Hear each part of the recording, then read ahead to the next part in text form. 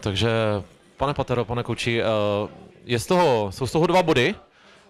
Bude z toho zklamání, že nebyli 3, přijeli jste asi pro 3 pozici lídra, ale přesto mohlo to dopadnout ještě hůř vlastně.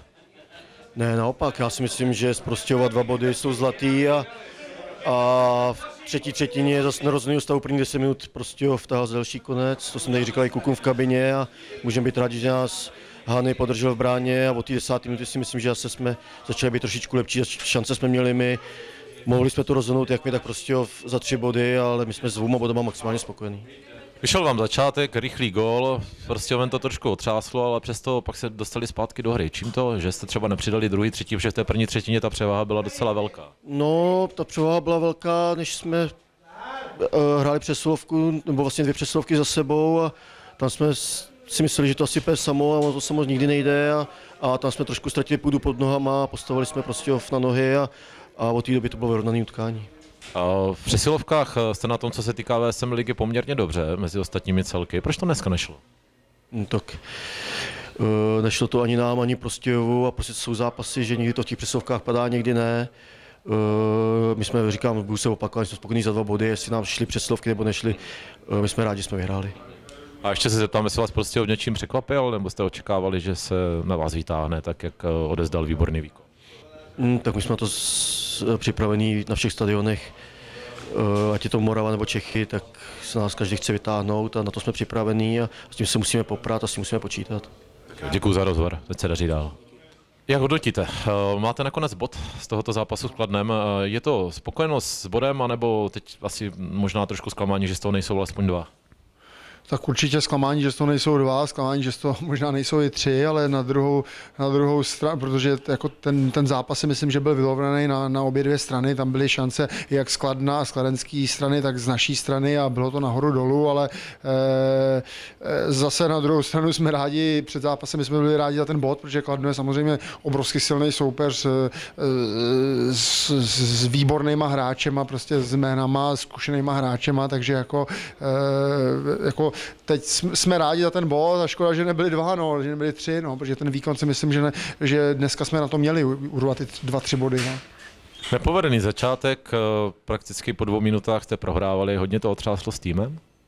No, začátek byl obrovsky nervózní z naší strany, jo, obrovského strašně moc respektu, takovej, pak jsme se uvolnili, myslím po 10 minutách, začalo to trošku jít a ten výkon se začal zvedat, jo, takže my hlavně potřebujeme sebevědomí, ale myslím, že dneska ta remíza nám s tak silným soupeřem trošičku to sebevědomí zvedla, kluci zjistili, že jsou schopní hrát proti kvalitnímu soupeřovi vyrovnanou partii a takže je to, myslím, pozitivní impuls do dalších zápasů. Prodlouženě samozřejmě vabank, měli jste tam několik šancí, nakonec Peterton, Rychlík, dal se vůbec uhlídat, nebo situace 3-3 prostě tohle přináší? No, ty hráči, co jsou na ledě, musí vědět, kdo je proti nim na ledě. Jo? Oni se nemůžou sledovat jenom puk a tohleto a myslím, že to příště musíme říct, jako takový tým, jako je Kladno. Já si myslím, že jiný týmy nemají takový hráči, ale Kladno má tam hráče, že Ton tenkrát na ledě, tak oni to musí vědět a musí si speciálně na to dávat pozor. Jako. Jo? A bohužel my jsme byli pak úplně unešení tou hrou a chtěli jsme za každou cenu dát gól a nehlídáme si prostě takový hráče, takže to je chyba. No. Jako to je, ale je to vabank, no. Jsme tam taky mohli dát góla, že jsme tam taky ujeli a takže takhle. Dobře, a ještě se zeptám přímo na vás, jste u týmu krátce, tak jaké jsou zatím pocity tady z prostějovských Jestřábů a vašeho působení u týmu? Tak já zatím jenom pozitivní, sice jako jsme prohráli 2 zápasy, teď jsme taky prohráli prodloužení, ale zatím jako samý pozitivní pocity a myslím, že ta hra jde nahoru a ty kluci chtějí pracovat. Ty kluci chtějí pracovat a to je obrovsky důležitý. Jo, takže chtějí pracovat, chtějí se zlepšovat, hltají ty informace a je tady dobrá parta kluků, takže jako zatím samý pozitivní věci z mé strany. Tak jo, ať se daří dál, děkuju za rozhovor. Honzo, je z toho bod? Málo nebo moc? Já si myslím, že to je zlatý bod. Jako v takové situaci jsme zrovna teďka a nový trenér, nový systém, takže já si myslím, že to je pro nás zlatý bod teďka. Nějak se odrazit musíme. Jak jste říkali nový trenér, nebo říkal nový trenér, nový systém, jak to zatím funguje? Jo, tak začínáme od obrany, tak aby to nějak v obraně fungovalo, postupně se dostáváme přes střední pásmo a útok. Jo, myslím, že nějaký ty kručky tam jsou a myslím, že se bude v zápasu zvedat. Zeptám se na váš gól, byl jste na trestné lavici a pak vás to nechám popsat, protože to byla opravdu individuální akce.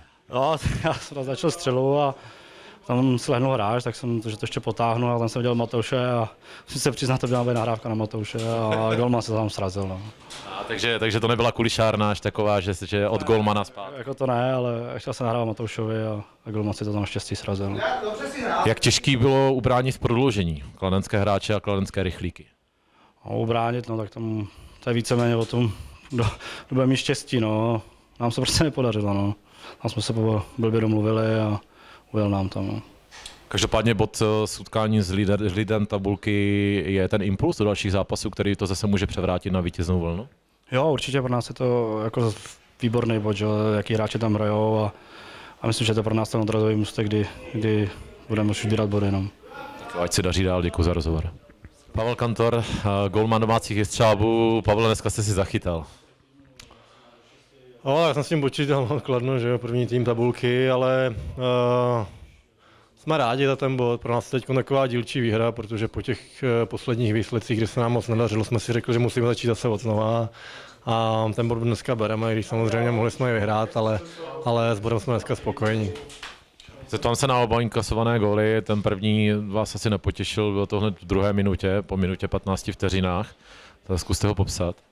No, mě se teď stalo asi 3krát, takže ne, tam hráč vlítnul do naší obrany a já jsem to vyrazil a bohužel dojížděl z druhé vlny druhý hráč, který to dorážel do prázdný, no a ten gol v prodloužení vlastně, no, Peterson ujel, no, já jsem trošku známý z extraligy, jsme proti sobě párkrát hráli a spíš jsem počítal, že bude střílet mezi nohy, ale trefil to nahoru, no, krásně, bohužel. Takže jste vnímal, kdo proti vám jede a trošku jste přemýšlel, kam by to mohlo zakončit. No, věděl jsem, no, že to je on, že on, jak se rozjede, tak si ho nejde nevšimnout, ale přemýšlel jsem špatně. Dobře. Ještě se zeptám na nový realizační tým, nový trenér, nový asistent trenéra. Všichni říkají a zhodli se na tom, že to může fungovat a že tohle je ten pravý impuls, ten bod s Kladnem, že jste hráli vyrovnanou partii a mohli jste ji klidně i vyhrát. No, tak samozřejmě vedení se rozhodlo pro nějaké kroky, my věříme, že to budou pozitivní kroky samozřejmě a jak jsem říkal, no, musíme se od toho odrazit. My jsme si to říkali, že dneska máme tady prostě těžkého soupeře, první tým tabulky a kde jinde se odrazit než na takovýmhle týmu, no, jak jsem říkal, no, pro nás určitě to je takový dílčí úspěch a teď na to musíme navázat v dalších zápasech. Děkuju, ať se daří.